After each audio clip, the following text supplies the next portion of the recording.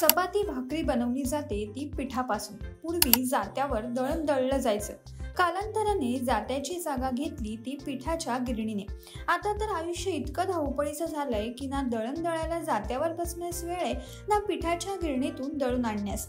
त्यामुळेच आजकाल महिला रेडीमेड पीठ वापरतात। ना कसली मेहनत ना जाणा येण्यास अधिक तर वेळ। पण तज्ज्ञांच्या मते असं रेडीमेड पीठ आरोग्यासाठी हानिकारक ठरू शकते।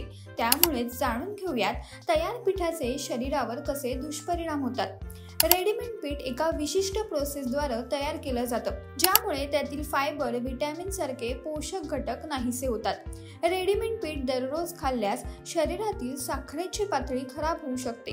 त्यामुळे रेडीमेड पीठ खाणं टाळायला हवं। तयार पिठामुळे डायबिटीस आणि वजन वाढण्याच्या समस्या उद्भवू शकतात। तसेच पॅकबंद पिठामध्ये अनेक प्रकारचे ॲडिटिव्ह आणि प्रिझर्वेटिव्ह असतात। खरं तर प्रिझर्वेटिव्ह आरोग्यासाठी अत्यंत हानिकारक असतात, ज्यामुळे शरीराच्या विविध व्याधी तुम्हाला जळू शकतात।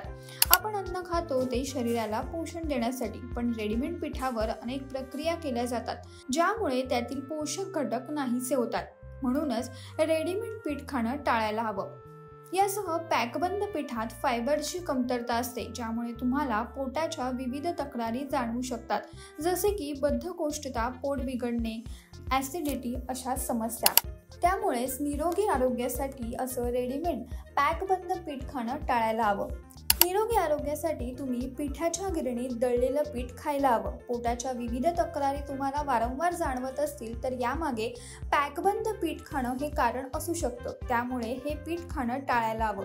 तसेच तुम्ही केवळ गव्हाचं किंवा तांदळाचं पीठच नाही तर ज्वारी, बाजरी, मका अशा विविध पिठांचा आहारात समावेश करायला हवा।